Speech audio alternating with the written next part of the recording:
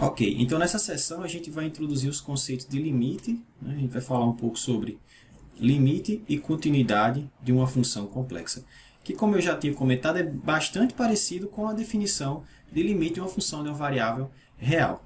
Na verdade, está mais parecido com o limite de uma função de duas variáveis, né? Porque a gente sabe que uma função complexa, você tem f de z, w igual a f de z, a gente sempre pode quebrar esse cara em duas funções. Uma que é a parte real, que a gente escreve assim, u de xy mais i, v de xy.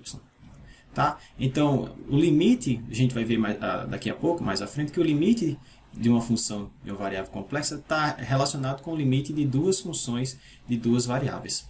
Tá bom? Então, tudo que vocês aprenderam lá para funções de duas ou mais variáveis, a gente vai, de certa forma, utilizar aqui. Tá? Como as propriedades do limite, limite da soma, igual a soma dos limites, limite do produto, produto dos limites. Então, aquelas propriedades a gente vai fazer uso na aula de hoje.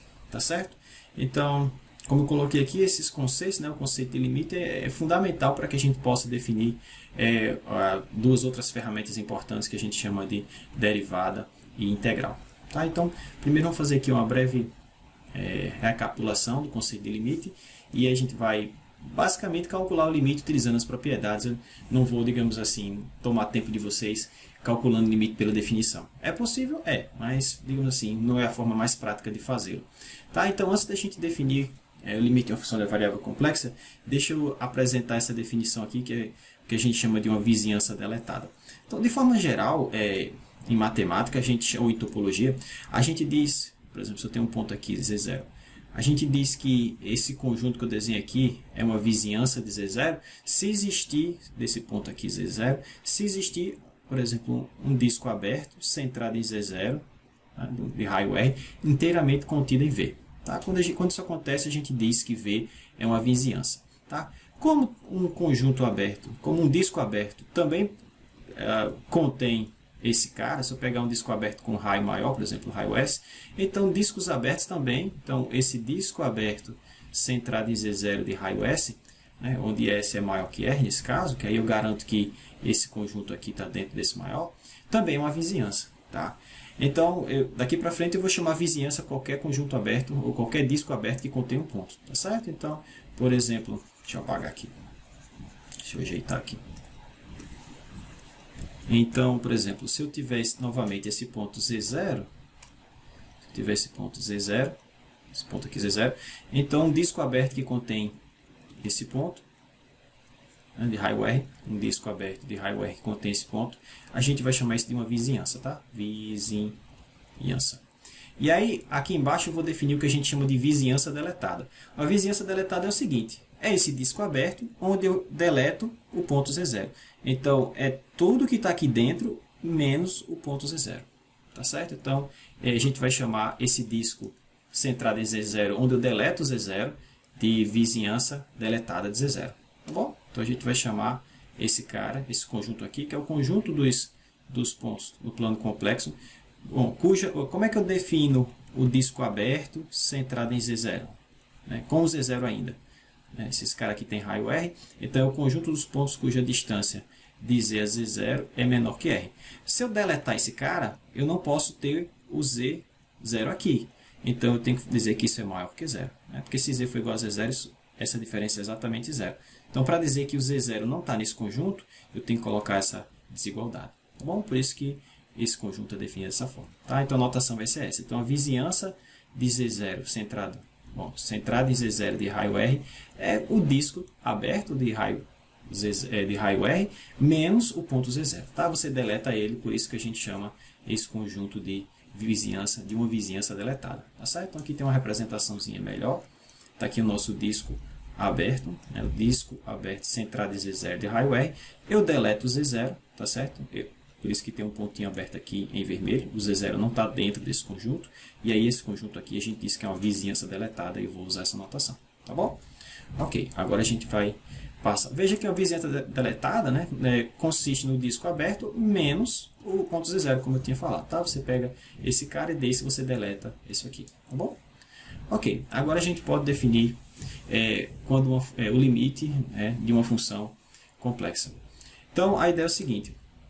Você tem uma função complexa e você tem um número complexo L. Tá? Aí eu digo que o limite dessa função à medida que eu me aproximo desse ponto Z0, é esse número L, se a seguinte coisa acontecer. Bom, e quando isso acontece, a gente vai denotar essa forma, tá certo? Como vocês já faziam lá em cálculo, numa função de variável complexa, a gente vai usar a mesma notação. Limite da minha função, quando z se aproxima de z0, vai ser esse número complexo L, se a seguinte coisa se verificar. Se para todo epsilon, aqui é aquela definição epsilon e delta, né? Mas a gente não vai utilizá-la para calcular os limites não, tá bom? Então, se para todo epsilon dado, eu conseguir um delta, tal que a distância, a gente pode interpretar isso aqui como distância, né? O valor absoluto de f de z, né? Lembra, eu posso trocar esse f de z por w, tá? Dado um z, eu calculo f desse cara, o resultado é um número complexo w, tá? Então, o que isso aqui está dizendo é o seguinte, esse limite vai ser L, se para todo epsilon dado, a distância desse w a L, que é o candidato a limite, vai ser sempre menor que epsilon, sempre que eu tomar meus pontos z nessa vizinhança deletada de z0 de raio delta. Então, a ideia é o seguinte. Deixa eu mostrar aqui uma representação melhor. Então, quando é que eu digo que limite de f de z, quando z tende a z0, é esse número complexo L? A ideia é o seguinte, L é o candidato a limite, certo? Então, está aqui L. Então, o que eu vou fazer? Eu vou criar em torno de L um disco aberto de raio epsilon. Está aqui, ó, esse disco aberto aqui. Não é deletado, não, é só o disco aberto. O L está aqui dentro, tá certo? Então, eu tenho esse disco aberto de raio epsilon. Então, se para esse disco de raio epsilon centrado no candidato a limite, que eu estou chamando de L, eu consegui, aqui é o plano W, tá certo? Eu consegui lá no plano Z, está aqui o Z0, onde eu quero me aproximar. Eu consegui uma vizinhança deletada de Z0, ou seja, eu consegui um certo raio delta, de forma que pontos dentro dessa vizinhança deletada, são levadas pela função em pontos dentro dessa região, por exemplo, aqui ele está marcando como sendo esses caras aqui. Se eu conseguir fazer isso para todo o epsilon dado, né, não importa quão pequeno seja esse epsilon, então a gente diz que limite de f de z quando z tende a z0 é esse número L mesmo. Esse candidato realmente vai ser o que a gente chama de limite da função.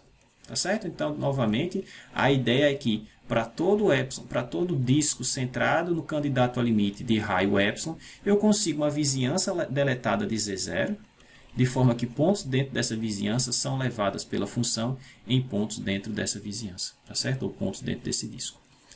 Claro que se eu pegar um epsilon menor, digamos que se eu pego esse disco aqui centrado em L, provavelmente eu vou precisar de uma vizinhança deletada menor, né? Provavelmente eu vou precisar de uma vizinhança menor, tá? Então a ideia é o seguinte, se para todo epsilon aqui eu conseguir achar esse delta, de forma que pontos dentro dessa vizinhança deletada são levadas pela função em pontos dentro desse disco, então sim, L é o limite da minha função. Tá certo? Tranquilo. Então, a ideia é o seguinte, aqui tem essa observação, mas deixa eu fazer aqui rapidamente. A ideia é o seguinte, a gente sabe que toda função complexa, f de z, ela vai ter uma parte real e uma parte imaginária. Ela pode ser escrita assim, u mais iv. Só que como z, no final das contas, se escreve assim, x mais y, então esse u é uma função de x e y, e esse v também é uma função de x e y. Tá?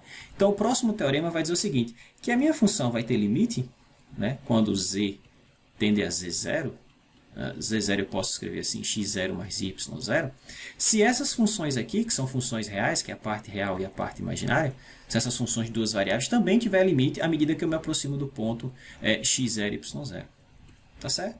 E aí vai ser um teorema vai dizer se somente se, tá certo? Esse cara tem limite, se somente se esses caras aqui tem, tá? E aí para calcular o limite da função complexa, aí basta a gente calcular dois limites de uma função, de duas funções de duas variáveis. Mas isso vocês já sabem fazer, porque vocês já estudaram funções de várias variáveis no cálculo, né? Ok, então o teorema ele diz o seguinte, você tem aqui a nossa função f de z, que pode ser escrita como eu falei dessa maneira. Tá? E aí, z0 eu estou escrevendo como esse número aqui, x0 mais y0, e L é esse número complexo que eu estou escrevendo convenientemente dessa maneira. Tá? Então, eu digo que o limite da minha função, à medida que eu me aproximo de z0, é esse número complexo L, se somente se o limite da parte real for esse cara aqui, o zero, né? E simultaneamente, se somente se o limite da minha parte imaginária for esse número v0 que está aqui. Tá certo? Então, o limite da minha função complexa vai ser esse número L, se somente se a parte imaginária está se aproximando de o zero, ou seja, se o seu limite for o zero, e se somente se o limite da parte real for esse V0. Tá? E aí o cálculo agora do limite de uma função de uma variável complexa termina sendo agora o cálculo de dois limites de duas funções de duas variáveis reais. Tá certo? Moral da história, o que esse teorema está dizendo? Ele está dizendo o seguinte: para você calcular esse limite, o limite de f de z quando z tende a z0 vai ser igual ao limite de u de xy quando xy tende a x0, y0, certo? Só vou usar essa notação aqui no plano cartesiano, mais i vezes o limite de v de xy quando xy tende a x0, y0. Tá certo? Então, daqui para frente, a gente pode calcular limites de uma função, os limites de uma função complexa dessa maneira. Eu extraio a parte real, eu extraio a parte imaginária, calculo o limite da parte real, calculo o limite da parte imaginária e escrevo dessa forma. Se isso aqui existir, se esse número complexo L existir, esse vai ser o limite da minha função. Tranquilo? Então, vamos ver como é que isso funciona através do exemplo. Ok, então vamos para esse exemplo aqui. Deixa eu apagar aqui, pronto. Então, vamos para o nosso exemplo 265, onde ele pede para a gente calcular esse limite. Tá? Então, você tem aqui a sua função f de z, que é z ao quadrado mais i. Né?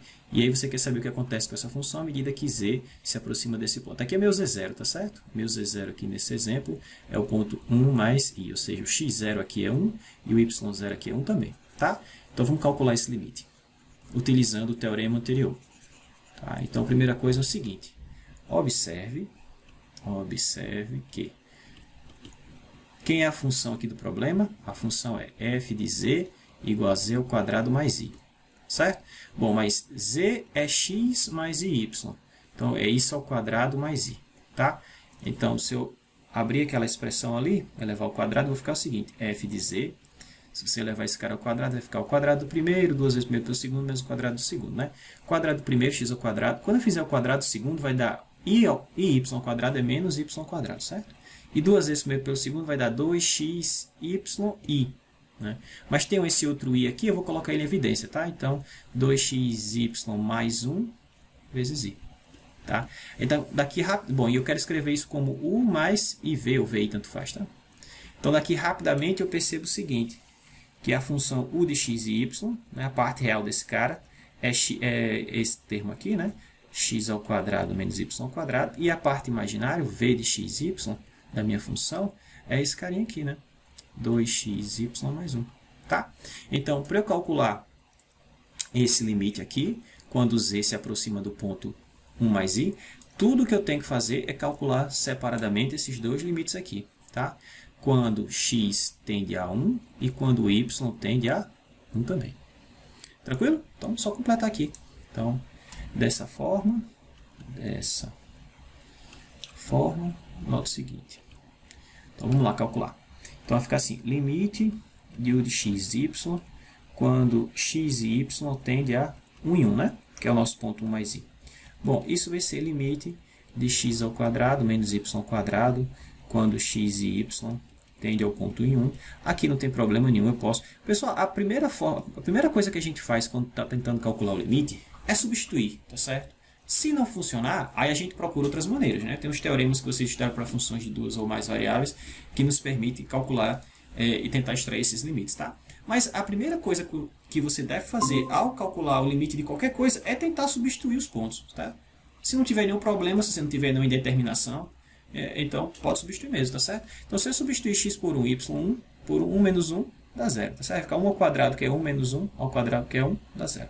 Tá? Então, esse limite deu 0. Então, de forma análoga, a gente faz lá para outro carinha. Então, limite quando x e y tende a 1 em 1, de quem? Da v de x e y, tá? Ou seja, isso vai ficar limite quando x e y tende a 1 em 1, de quem? Quem é a v de x e y? É 2xy mais 1. Não é isso? Só garantir que é isso mesmo. Está aqui, ó. Tá aqui, certinho. Então, quando x tende a 1, aqui vai para 1, aqui vai para 1, tudo isso vai para 2, mais 1, 3, tá certo? Então, esse limite é 3. Bom, então, logo, do teorema anterior, a gente tem o seguinte: podemos concluir que limite de z ao quadrado mais i, quando z tende ao número 1 mais i, vai ser igual à parte real, que eu encontrei agora, mais i vezes a parte imaginária que eu encontrei agora. Então, vai para 0 mais 3i, ou seja, é o número 3i. Tranquilo? Tão simples quanto isso. Então, calcular o limite de uma função complexa é equivalente a calcular dois limites de duas funções de duas variáveis. Tá? Então, a gente pode utilizar o que você já conhece lá do cálculo de funções de duas ou mais variáveis para calcular o limite de uma função complexa. Tranquilo? Ok. Mais à frente, pessoal, a gente vai perceber o seguinte, que eu poderia ter calculado esse limite da seguinte maneira. É só substituir esse cara aqui. Elevar ao quadrado e somar mais i. Vai dar a mesma coisa, tá certo? Mas por enquanto vamos utilizando o que a gente já definiu aqui em cima. Ok, agora aqui chamar a atenção, deixa eu subir aqui para ganhar um espaçozinho. Chamar a atenção do seguinte. Às vezes quando eu estou calculando o limite não existe, né? Isso você percebe rapidamente lá no caso real, no caso da função de uma variável real. Por exemplo, você tem y igual a f de x e você quer saber o que acontece com a sua função à medida que você se aproxima desse ponto, sei lá, x0 aqui. Vou colocar x0. Então, a gente diz que o limite dessa função, o limite de f de x é esse número 0, perdão, é esse número L, quando x tende a x0, se somente se os limites laterais existem, né? Que eu posso me aproximar desse cara pela direita, posso me aproximar por esse cara pela esquerda. Se esses dois limites forem iguais, ou seja, se o limite de f de x, quando x tende a x0 pela direita, for igual ao limite de f de x, quando x tende a x0 pela esquerda, e for igual a esse número L, então a gente diz que o limite existe, né? Então, para o limite da minha função aqui de uma variável real existir e ser esse número L, os limites laterais têm que existir e têm que ser iguais, tá certo? A esse número comum L. Porque só tem duas direções, pessoal, só tem duas maneiras que eu possa me aproximar, no caso real, né? No caso real de uma função de uma variável real, desse ponto x0. Já no plano complexo, então olha só, se eu quiser mostrar que esse limite não existe, basta que esses dois limites aqui sejam diferentes, ou pelo menos um dos dois não exista. Tá? Se isso acontecer, então esse limite aqui não existe. No caso complexo, é um pouco mais complexo, né? Até rimou. Que é o seguinte, no caso de uma função de variável complexa, de quantas maneiras distintas você pode se aproximar de um ponto dado no plano complexo? Infinitas formas, né? Então, a ideia é o seguinte, se você tem aqui o ponto z0, eu posso me aproximar de z0, por exemplo, pela direita, nessa direção, pela esquerda, por cima, por baixo, nessa diagonal, nessa. Isso existem infinitas direções, né?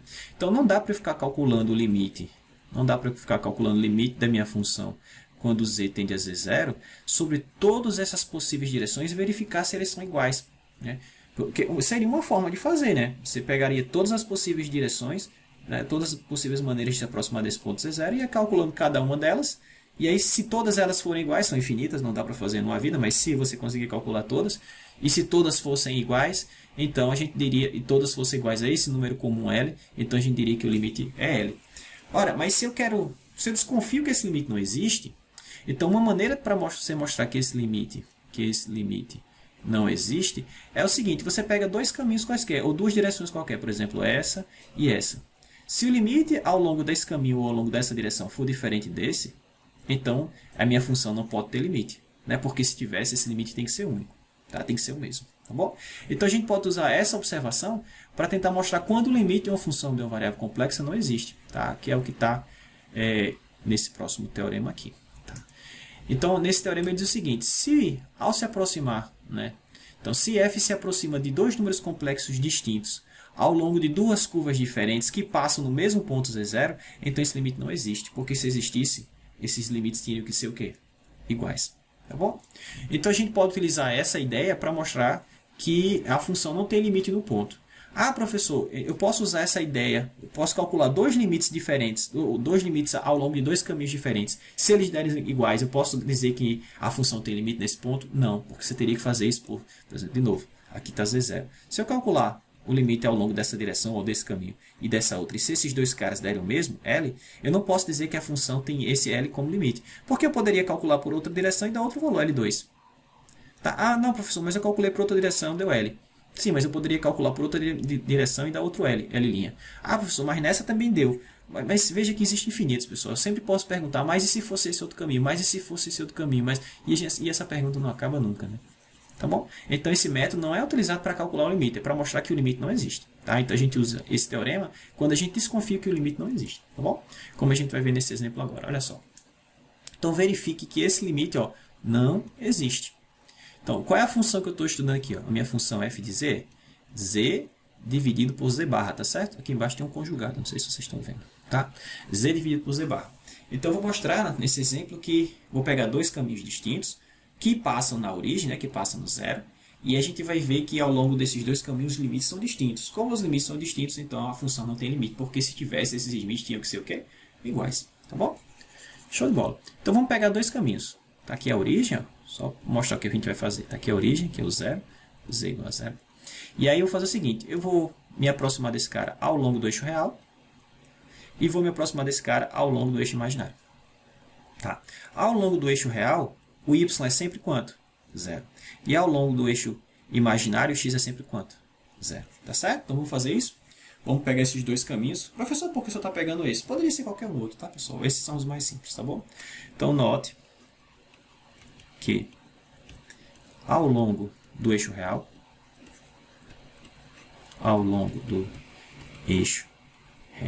nesse caso o y é zero, né? Vamos ter o seguinte. Deixa eu subir um pouquinho. Então vai ficar assim, ó. Em azul melhor. Limite de z sobre z barra. Quando z tende a zero, então vamos lá, vai ficar limite. Como o y, como é que eu escrevo o meu z? Meu z eu escrevo como x mais i, y, né? Então vai ficar x mais i vezes... Bom, o y é zero, né? Ao longo do eixo real. Então coloca aqui, tá? Bom, quem é o z barra? Quem é o conjugado de z? É x menos i, y. Mas ao longo do eixo real, o y é zero. Então coloca aqui, x menos i vezes zero. Então, como o y já é zero, para eu me aproximar agora da origem, basta que eu faça o x tender a zero, certo? Então, moral da história, ao longo do eixo real, esse limite se escreve assim. Tudo bem? Show. Ok, mas bom, 0 vezes i é 0, 0 vezes i é 0, então em cima ficou só assim, ó. Limite de x sobre x, quando x tende a 0. Ah, professor, vai dar 0 sobre 0. Não, não aplica o limite ainda, pessoal. Simplifica antes, tá certo? Então, x sobre x é 1. Isso ficou limite de 1 quando x tende a 0. E limite de uma constante é ela mesma. Vocês já viram isso lá no cálculo da função da variável real. Tá bom? Então, ao longo do eixo real, esse limite está indo para 1. Então, vamos fazer agora ao longo do eixo imaginário, tá certo?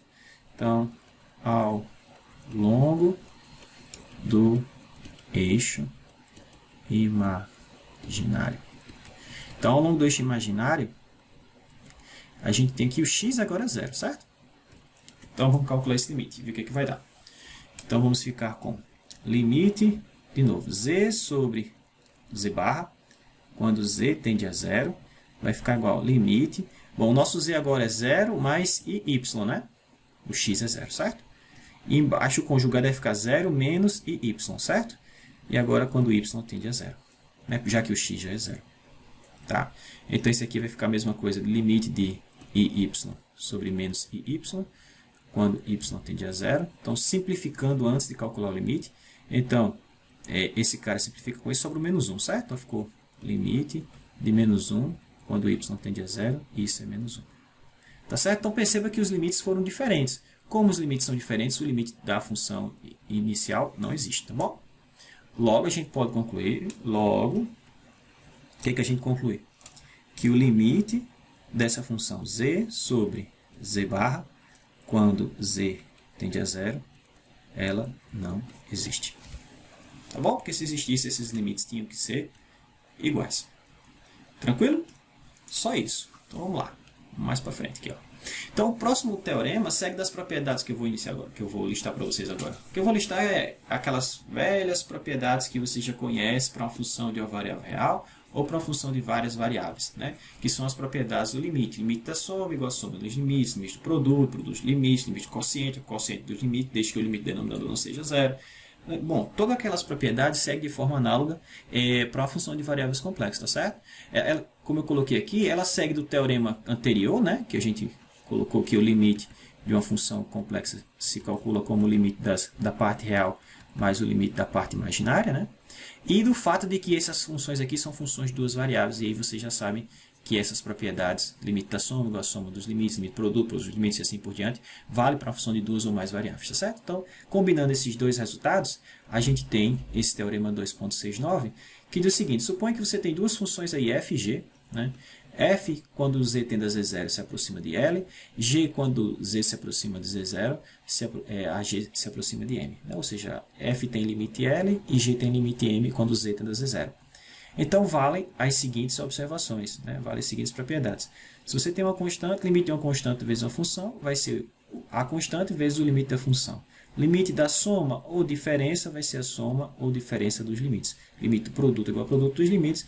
Limite do quociente é igual ao quociente dos limites, desde que o limite aqui do denominador seja desde que m seja diferente de zero. Tá bom? Então, vale todas essas propriedades que vocês já viram lá para a função de uma variável real ou uma função de várias variáveis reais. Tá bom? Então, vamos utilizar o teorema anterior para a gente calcular esse limite aqui. Só nesse caso aqui, só nesse exemplo, eu vou fazer bem passo a passo, tentando chamar a atenção de quais propriedades eu estou utilizando do teorema aqui em cima. Tá? Depois a gente já faz isso direto, só substituindo mesmo. Tá bom? Então vamos tentar quebrar esse limite em vários outros limites, onde a gente pode aplicar de maneira sucessiva cada uma dessas propriedades aqui. Tá certo? Cada uma dessas, ó, i, 2i, 3i e 4i. Tá bom? Ok. Então vamos começar aqui. Então, deixa eu só ganhar um pouco mais de espaço. Mas assim, pronto. Então, observe o seguinte. Note que pelo teorema 2.6.9, parte 1, eu tenho o seguinte. Ó, eu vou calcular o limite desse cara. Tá? Deixa eu mudar de cor. Vou calcular o limite de cada um desses terminhos, calcular o limite de baixo e depois fazer o limite de cima sobre o limite de baixo. Tá? Essas são essas propriedades que a gente tem aqui em cima, que eu acabei de mostrar. Então, como é que eu calculo o limite desse cara? Como é que eu calculo o limite de 2z quando z tende a i? Bom, pela primeira propriedade aqui em cima, ó, deixa eu voltar, aqui ó, pela primeira propriedade, limite de uma constante vezes uma função, eu posso puxar a constante para fora e multiplicar pelo limite da função, certo? Então, vou fazer bem passo a passo, mas só essa vez, depois a gente vai fazer já direto, tá certo? Então, isso aqui é duas vezes o limite de z quando z tende a i. Olha, e como é que eu calculo esse limite? Pessoal, no final das contas eu posso só substituir, tá? Mas vamos utilizar o que a gente viu lá em cima, o teorema que diz que se eu quiser calcular o limite de uma função complexa, basta eu calcular o limite da parte real e parte imaginária, tá certo? Então, só para fazer as coisas bem direitinho.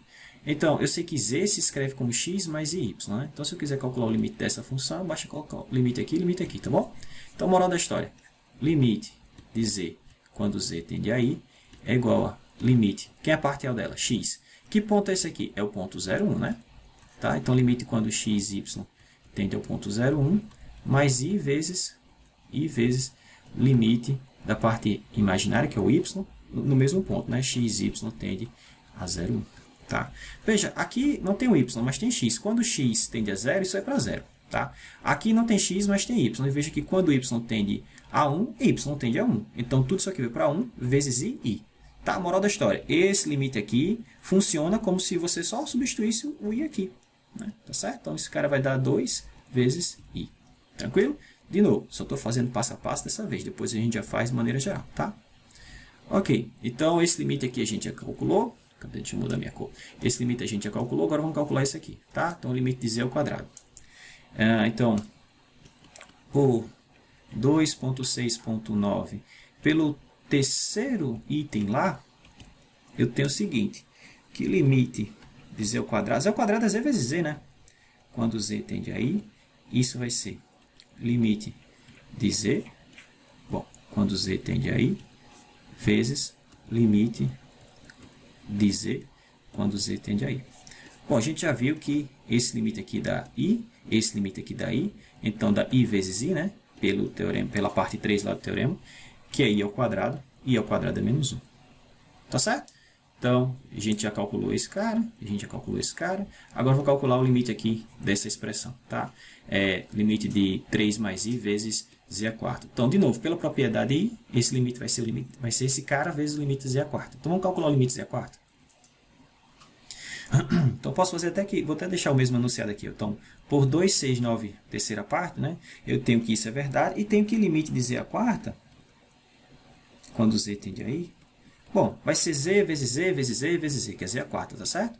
Então, vai ser o produto de cada um desses limites, vai ser i vezes i vezes i vezes i, que é i a quarta, né? I a quarta é 1.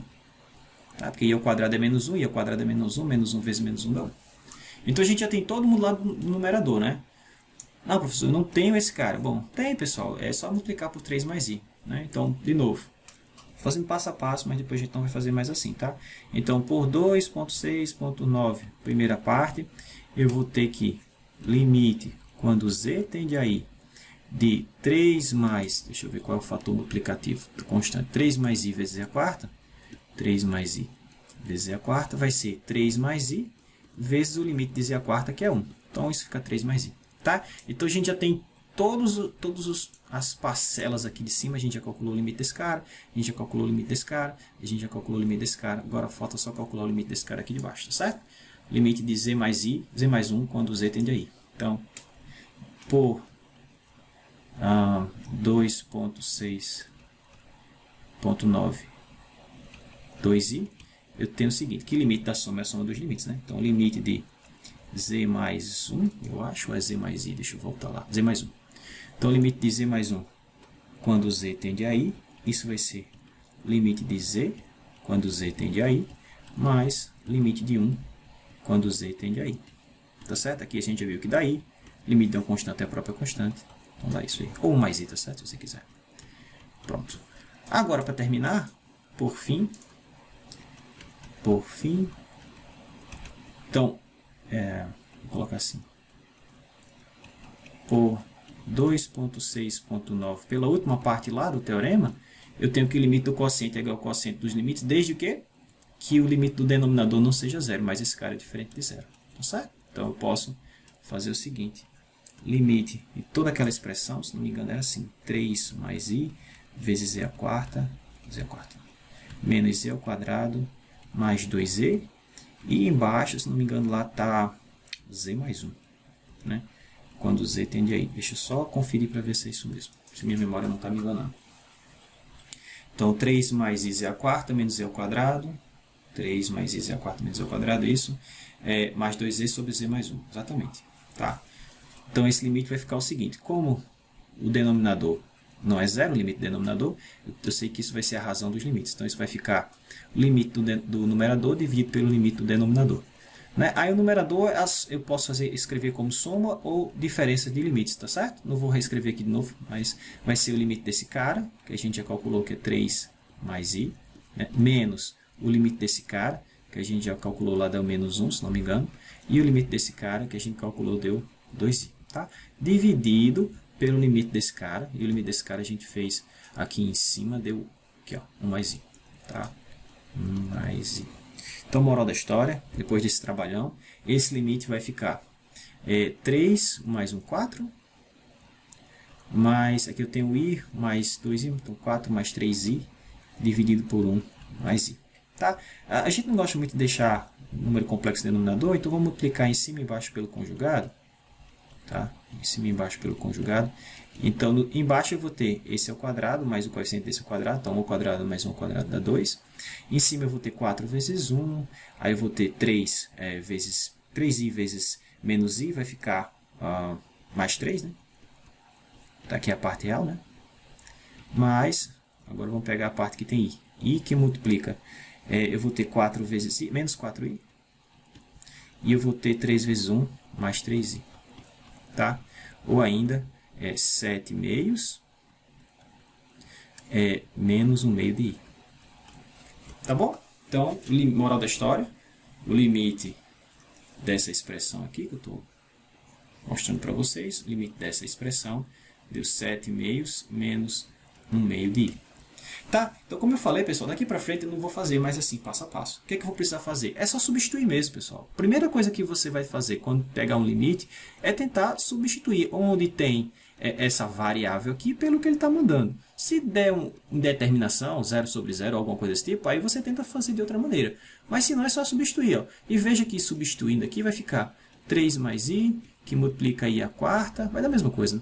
Menos 3 vezes i ao quadrado, mais 2i, dividido pelo que está aqui embaixo, que é 1 mais i, ou i mais 1. Tá certo? I mais 1. I a quarta é 1, I ao quadrado é menos 1, com esse menos dá mais.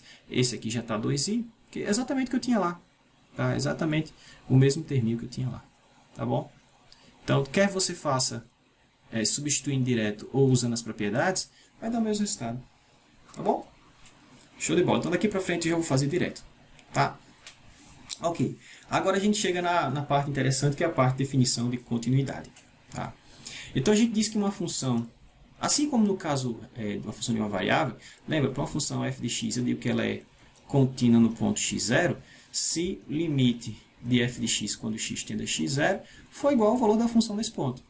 Tá? Então, não tem nada de diferente aqui, pelo menos do ponto de vista estético, da definição para uma função de uma variável complexa. Tá? Então, eu digo que essa função ela é contínua no ponto z0 se o limite desse cara quando z tende a z0 for igual ao próprio f de z0, tá? Que é o que está escrito aqui. Tá? E aí, se ela for contínua em todos os pontos do seu domínio, a gente diz que ela só diz que ela é contínua, não precisa usar esse qualificador, contínua em z0. Tá? Então, de novo, se f é uma função definida de a em c, se ela for contínua para todos os pontos c, eu só vou dizer que ela é contínua. Perdão, se ela for contínua para todos os pontos z em a, eu vou só apenas dizer que ela é contínua em a. Contínua em a. Tá certo? Se a for todo c, aí eu vou dizer que ela é contínua em c. Tá? Contínua em todos os pontos do plano complexo. Tá? Então, veja que ser contínua, pessoal, tem três coisas aqui, né, nessa definição. A função ser contínua, ela tem que satisfazer três coisinhas, né, que eu vou mostrar para vocês em seguida. Mas a ideia é a seguinte. O limite tem que existir. Né? Então, o limite de f de z, quando z tende a z0, tem que existir. Né? Porque como é que eu vou comparar esse cara com esse, se esse limite aqui não existir? Tá? Então, para uma função ser contínua no ponto, isso tem que ser verdadeiro. Esse limite tem que existir. Tá? Vou chamar ele aqui de L, por exemplo. Tem que existir. Isso é um número complexo. Segundo passo, a função tem que estar definida em z0, porque se ela não está definida, como é que eu calculo f de z0? Então, f deve estar, f é definida em z0. Do contrário, não tem como calcular o f de z0, não é verdade? E o terceiro passo é que o valor que f tem em z0 tem que ser igual a esse limite que você verifica nessa primeira etapa. Tá? Então, para uma função ser contínua, essas três condições têm que ser verificadas simultaneamente. Se uma delas furar, a função não é contínua. Tá certo? Essas três condições têm que se verificarem simultaneamente. Do contrário, a função não pode ser contínua. Tá? Que é o que eu coloquei aqui. Então, note que para uma função ser contínua, note que ela é contínua quando, né, esses três fatores, essas três condições se verificam simultaneamente. O limite da função, quando z se aproxima de z0, existe é um número complexo nesse caso. F está definido em z0. Né? E o valor de f em z0 é igual ao limite que você calcula aqui na primeira parte. Se você colocar um tiquezinho assim, se todas as três condições se verificarem, então a gente diz que a função ela é contínua nesse ponto. Se pelo menos uma dessas condições aqui não se verificar, então a função não é contínua no ponto. Tá bom? Por exemplo, a função f de z igual a 1 sobre 1 mais z ao quadrado. Será que ela é contínua? Onde é que ela não é contínua? Bom, quando a função não é contínua no ponto, a gente diz que ela é descontínua, tá certo? Então, se f de z não for contínua em z0, então a gente diz que f é descontínua, tá? Descontínua em z0. Tá bom? Só uma nomenclatura.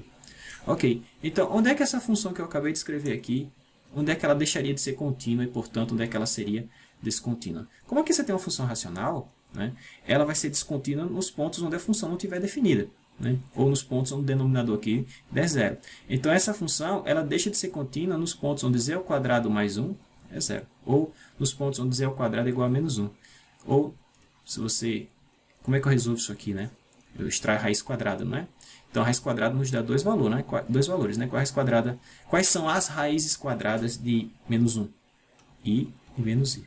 Tá certo? Então, essa função, por não estar definida nem i nem menos i, ela não tem como ser contínua nem i nem menos i. Tá certo? Então, essa função é descontínua nesses dois pontos. Tá bom? De forma geral, funções racionais, funções como essa, né? Razão entre polinômios, elas vão ser contínuas sempre no seu domínio de definição, né? Ou seja, nos pontos onde ela está bem definida.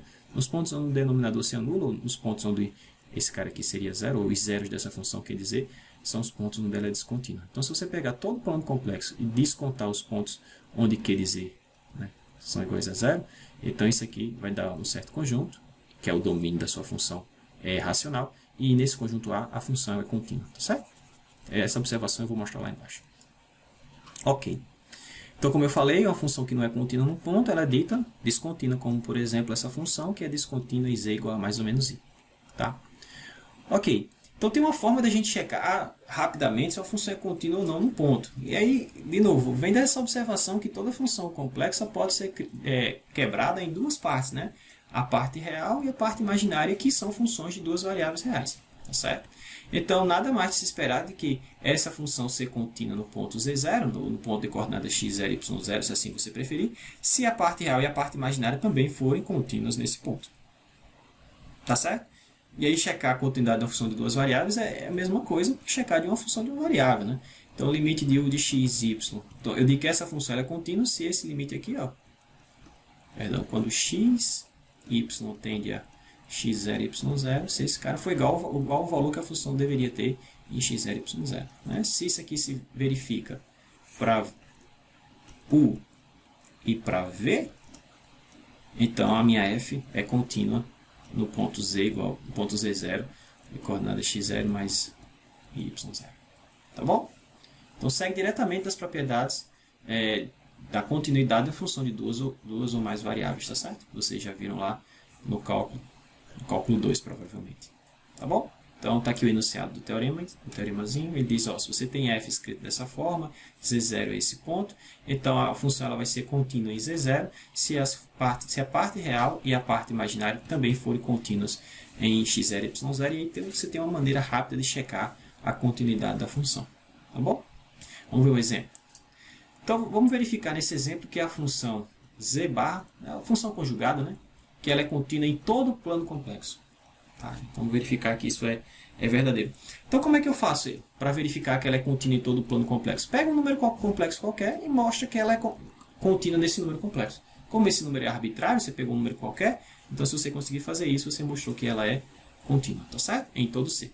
Então, vamos fazer isso. Então, pega lá, Z0, um ponto arbitrário qualquer do plano complexo, tá certo? Z0 igual a x0 mais i, y0, um número complexo arbitrário, tá? É arbitrário. E aí, quando é que essa função vai ser contínua em Z0? Se limite de f de z, quando z tende a z0, for igual ao próprio f de z0, certo? Então, deixa eu calcular o f de z0, eu vou calcular esse limite e vamos verificar se esses dois caras são iguais. Se forem, né, então a função é contínua em z0. E como z0 é arbitrário, ela vai ser contínua em todo C. Ok? Então, note o seguinte, note que... Como é que eu calculo f de z0? Então, f de z0 vai ser z0 barra. Mas, porque o que a função faz? Ela conjuga o que quer que você coloque aqui, tá bom? Mas isso aqui é a mesma coisa que x0 mais y0 barra. E aí, o conjugado desse cara é definido como esse carinha aqui, x menos y0. Tá? Então, esse é o f de z0. Guarda aí. O que eu vou fazer agora? Agora eu vou calcular, deixa eu colocar aqui, assim. Agora eu vou calcular o limite da função conjugação complexa, à medida que eu me aproximo do ponto z0 ou do ponto de coordenada x0 e y0. Tá bom? Então, observe ainda.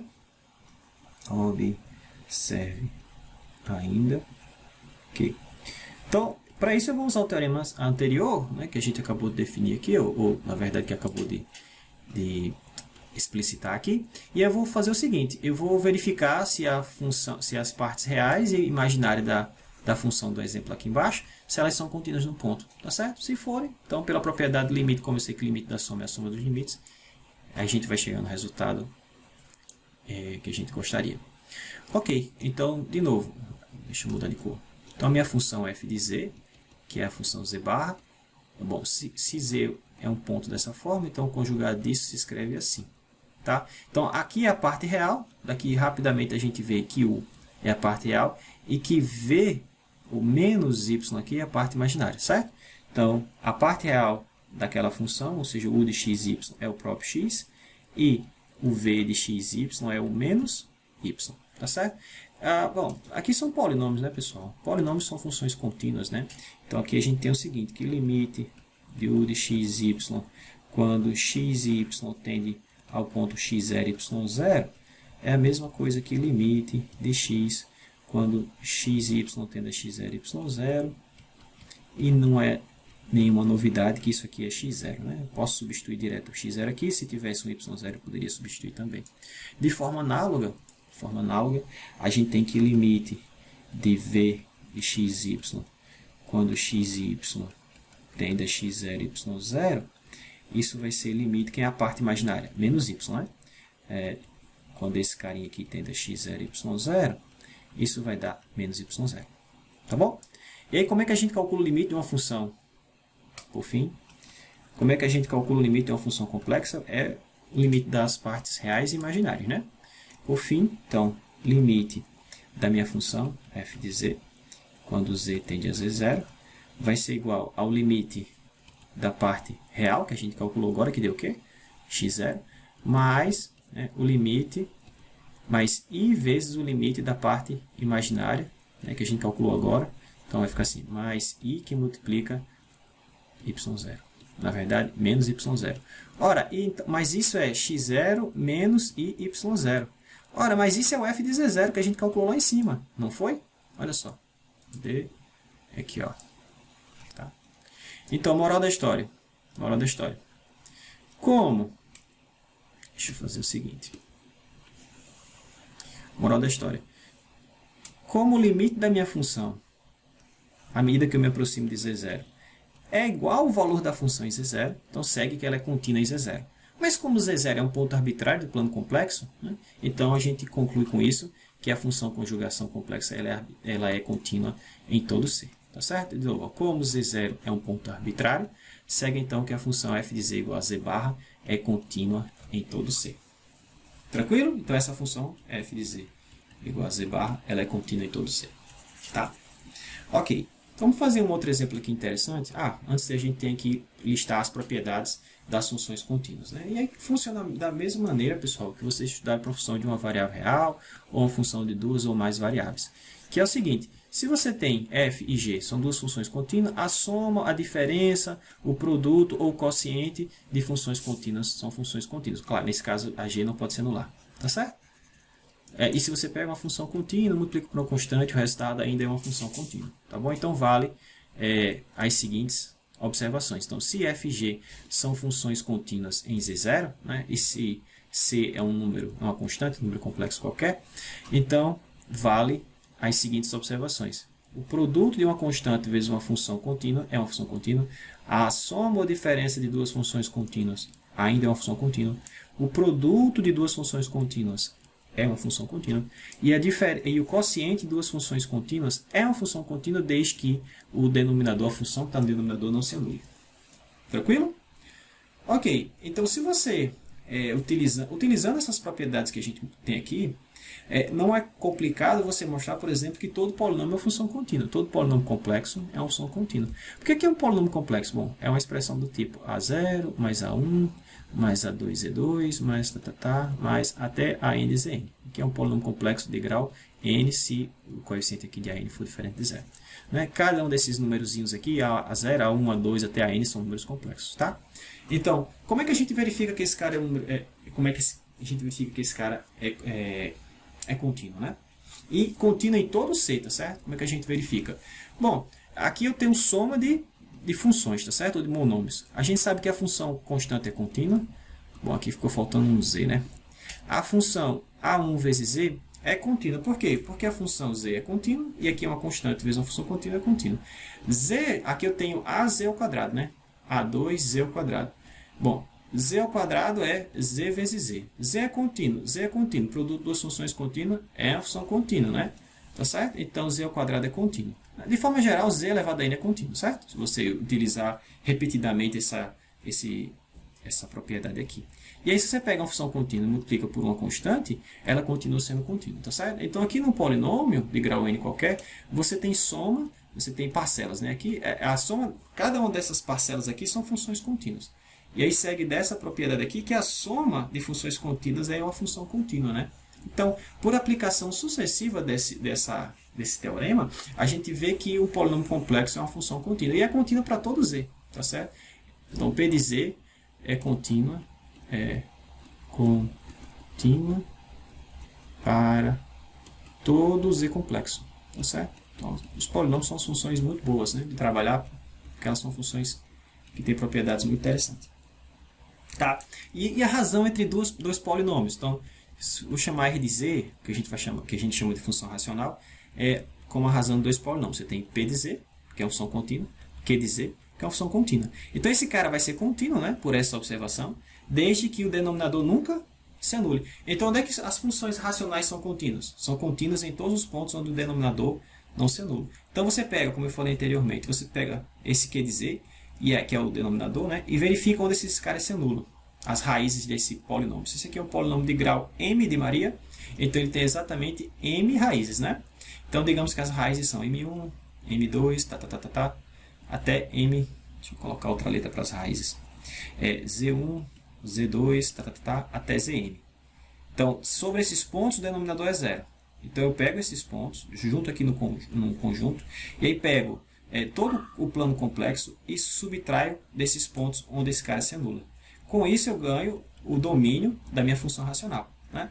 E aí, sobre esses pontos aqui, como o denominador não se anula, esse cara é contínuo, esse é contínuo, e aqui, ó, por aplicação dessa propriedade 4, a razão de funções contínuas é uma função contínua, tá certo? Então, toda função racional, moral da história, é contínua no seu domínio de definição, tá? Porque, por definição, o seu domínio exclui os pontos onde o denominador se anula. Tranquilo? Que é a observação que está aqui, ó. Por aplicações sucessivas do teorema acima, a gente tem que os polinômios são funções contínuas, né? Contínuas em todo C, né? E que as funções racionais, né? Funções dessa forma, são contínuas no seu domínio de definição, tá? Ou ainda os pontos onde o denominador não se anula. Tá bom?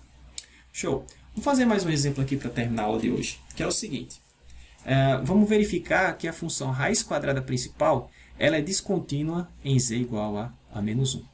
Tá? Então, mostrar que ela é descontínua é mostrar que ela não satisfaz pelo menos uma dessas três condições aqui, ó, que eu listei para vocês aqui.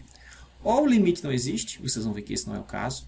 Ou f não está definido nesse ponto, vocês vão ver que não é o caso. Ou o limite da função, bom, na verdade, isso aqui vai ser válido, esse aqui vai ser válido, vocês vão ver que isso aqui que não vai ser. Tá? Então, como pelo menos um desses pontos não se verifica, aí vocês vão ver que ela não é contínua em menos 1. Tá? Então, como é que a gente faz isso, professor? Vamos lá, vamos para o exemplo. Aqui. Então, vamos verificar que essa função ela não é contínua em menos 1. Depois, se a gente modificar um pouquinho o argumento, a gente consegue mostrar que essa função, na verdade, ela não é contínua para nenhum número complexo sobre o eixo x negativo.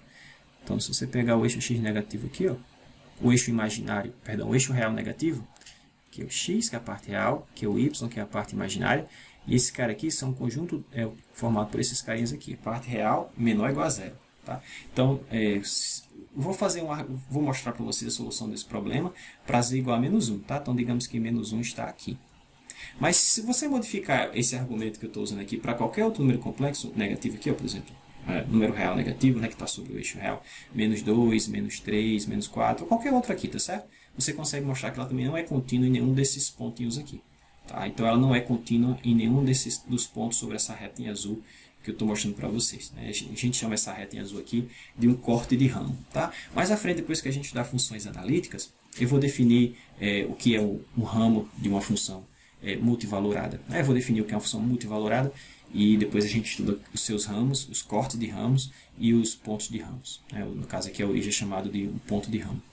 Ok, mas vamos lá. Então, qual vai ser aqui a nossa abordagem aqui? Eu vou pegar dois caminhos diferentes, pessoal, que me levam a esse ponto.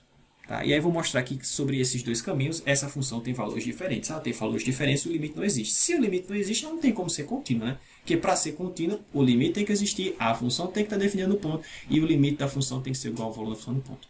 Tá? Então, eu vou fazer o seguinte. Como está desenhado aqui nesse esqueminha aqui, eu vou pegar dois arcos de circunferência, ó, que passa no ponto menos 1. Vou pegar esse arco superior e esse arco aqui inferior. Tá? Então, eu vou calcular o limite da função raiz quadrada principal ao longo do arco superior e ao longo do arco inferior. E aí vocês vão ver que esses limites são diferentes. Portanto, a função não tem limite nesse ponto. Não tendo limite nesse ponto, ela não tem como ser contínua. Tá bom? Ok. Então, aquele arco superior, então, seja C1 o arco dado por. Então, aquele arco lá, sobre esse arco aqui em cima, a distância daqui para cá é sempre 1, né? Essa é uma circunferência de raio 1. Então, eu posso parametrizar essa semicircunferência aqui dessa forma, né? Z igual ao seu tamanho, mais o seu tamanho é 1, vezes E elevado a i θ, tá certo? Onde θ varia de quanto a quanto? De 0 até π, tá certo? Então, θ vai de 0 a π, tá? Então, eu vou parametrizar esse arco superior dessa maneira, tá bom? Então, seja C1 o arco dado por, então, eu vou colocar aqui, módulo de Z igual a 1 e π, perdão, 0, menor ou igual que o argumento de Z, menor ou igual que π. Ou, se você chamar isso aqui de θ, θ menor ou igual a π. Tá? E aí vamos calcular o limite da minha função raiz quadrada ao longo desse arco, tá bom? Ok, então vamos lá. Então vai ficar assim, limite de raiz quadrada principal de Z, quando Z tende a menos 1, isso vai ficar limite. Veja que sobre esse arco, eu posso escrever, como eu já mostrei lá embaixo, Z como sendo seu tamanho, né? Que é 1, vezes E elevado a i θ. Então vai ficar limite. E eu vou me aproximar do ponto menos 1 à medida que o θ se aproxima de π, né? De novo. Aqui é θ igual a 0. E para eu estar nesse ponto, esse ângulo aqui tem que sair de 0 até esse ângulo aqui que é π. Esse ângulo todinho aqui é π. Tá bom? Ok, então olha só. Então vai ficar limite quando z tende a menos 1, vai virar limite quando θ tende a π. De quem? Raiz quadrada principal de quem? É elevado a i θ. Ok? Então isso vai ficar limite quando θ tende a π. Como é que a gente extrai a raiz quadrada principal de um número complexo? Vamos relembrar aqui? Deixa eu fazer aqui mais em cima. Então, como é que a gente extrai a raiz quadrada, né, de um número complexo? Bom, se você escrever esse número assim, r vezes e elevado a i θ, para você extrair a raiz quadrada, você vai fazer a raiz quadrada do seu tamanho, então vai ficar a raiz quadrada de r, vezes e elevado a i. O θ, o argumento, ele vira θ sobre 2, não é isso? Θ sobre 2. Isso se, obviamente, θ for o argumento principal, né? Tiver entre menos π e π. Mas para a gente o θ tá nesse intervalo, né? Porque o θ da gente está entre 0 e π, então, portanto, está nesse intervalo. Tá? Então, já é o argumento principal. Então, veja que esse número que está escrito aqui, o seu tamanho é 1. Então, aqui vai ficar a raiz quadrada de 1, que eu não preciso colocar. E aí, o que eu vou ter agora vai ser e elevado a i e o argumento divide por 2. Tranquilo? Então, se eu continuar essa continha, o que a gente vai ter? É só substituir agora o θ aqui, né? Tá? Então, vai ficar e elevado a i θ. Bom, θ é π, né? Π sobre 2. Mas o que é elevado a i π sobre 2? A forma do Euler é elevado a i π sobre 2 é cosseno de π sobre 2 mais i seno de π sobre 2. Cosseno de π sobre 2 é 0, seno de π sobre 2 é 1 vezes i. Então, esse limite está dando i sobre o arco superior. Tá? Então, eu vou fazer a mesma coisa agora pelo arco inferior, tá certo? Então, seja C2 agora, esse arco aqui inferior, tá? Então, seja C2 o arco dado por. Então, como é que eu vou descrever esse arco? De novo, sobre o arco, esse arco de raio 1, o z tem tamanho 1, só que agora o θ para a gente vai variar de menos π até 0, tá certo? Então, θ varia de menos π a 0. Tranquilo? Show! Agora vamos calcular o limite. E veja que me aproximar desse ponto é fazer o θ tender a menos π. Né? Me aproximar desse ponto, aqui é θ igual a 0, menos π está para cá. Tá bom? Ok. Então, vamos calcular lá o limite. Então, vai ficar da seguinte maneira. Limite, quando z tende a menos 1 da raiz quadrada de z, vai ficar igual a limite, quando θ tende a menos π, né? Eu posso escrever novamente o z como sendo o seu tamanho, que é 1, vezes e elevado a i θ, né? Então, raiz quadrada de e elevado a i θ. Tá? De novo, como o θ está nesse intervalo, esse θ já é o argumento principal desse número. Tá? Então, a função raiz quadrada ela vai me retornar o quê? Então, vai ficar limite quando θ tende a menos π. Ela vai me retornar a raiz quadrada do que está aqui na frente, mas aqui na frente tem um número 1, raiz quadrada de 1 é 1, vezes, que você vai ter agora, vezes esse cara, a exponencial, Só que o ângulo, em vez de ser θ, o argumento divide por 2, né? Então, I θ sobre 2. E agora você vai fazer o θ tender a menos π. É só colocar menos π aqui. Então, no final das contas, está dando E elevado a menos Iπ sobre 2. Mas o que é menos Iπ, E elevado a menos Iπ sobre 2? Então, vai ficar E elevado a menos Iπ sobre 2 vai ser cosseno de menos π sobre 2 mais I seno de menos π sobre 2. Os cosseno de menos π sobre 2 ou π sobre 2 é a mesma coisa. Cosseno da função π igual a cosseno de π sobre 2, que é zero.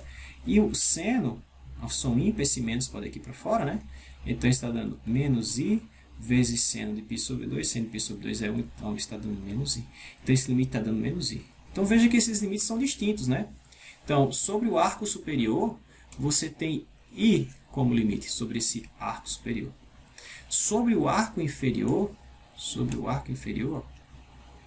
você está tendo menos I como limite. Então, como esses limites são distintos, o limite não existe, não é verdade? Logo, podemos concluir o seguinte, que o limite de raiz quadrada de z, quando z se aproxima de menos 1, não existe. Não existe. Como o limite não existe, a função não pode ser contínua, né? Porque para ser contínua, o limite tem que existir, a função tem que estar definindo o ponto, e o limite da função tem que ser igual ao valor da função do ponto. Certo? Como o primeiro ponto não se verifica, então a função não é contínua em menos 1. Tá certo? Portanto, raiz quadrada de z não é contínua em menos 1. Então, se você utilizar esse mesmo argumento que eu fiz aqui para outros pontos ao longo do eixo negativo, né, do eixo real negativo, como eu falei, deixa eu mudar aqui de cor, senão vocês não vão ver. Se eu modificar esse argumento e fizer para todos os pontos sobre esse eixo aqui, vocês vão ver que a função raiz quadrada ela não é contínua, raiz quadrada principal ela não é contínua ao longo dessa reta em lilás. Então, para que você, a partir da função raiz quadrada principal, para você construir a partir dessa função uma função contínua, o que você tem que fazer? Você vai ter que tirar do domínio dela esse ramo, na verdade, esse segmento de reta aqui. Tá certo? Então, a gente chama esse segmento de reta aqui de corte de ramo. Corte de ramo. Tá certo? Esse termo ramo é o seguinte, a função raiz quadrada, toda raiz quadrada de um número complexo, você tem dois valores como saída.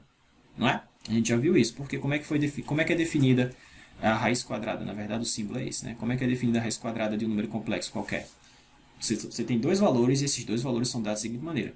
A parte real dele vai ser raiz quadrada de r, né? Se você escreve z como sendo r vezes e elevado a θ, então o módulo desse cara é dessa maneira, né?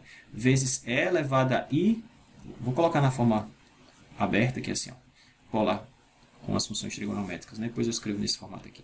Então é cosseno de θ mais qualquer múltiplo de π dividido por 2, né? Mais i seno da mesma coisa, né? θ mais 2 π vezes k sobre 2, onde o k, nesse caso, vai de 0 a 1. Então, para uma escolha de k igual a 0, eu tenho uma raiz, né? Então, e eu sempre posso colocar no lugar do θ aqui o argumento principal, tá? Então, vou colocar aqui argumento principal de z, vou colocar aqui argumento principal de z. Porque com a escolha de k igual a 0 e fazendo o θ igual ao argumento de z, a primeira coisa que eu tenho daqui é a raiz quadrada, que a gente chama de raiz quadrada principal. Agora, se eu escolher k igual a 1, eu tenho uma outra raiz quadrada, tá certo? Eu tenho outra raiz quadrada. Então, para a escolha de k igual a 0, essa raiz quadrada a gente chama de raiz quadrada principal, e para a escolha de k igual a 1, eu tenho uma outra raiz quadrada. Então, a função raiz quadrada, ela tem na verdade, são duas funções. A gente chama isso de ramo, tá?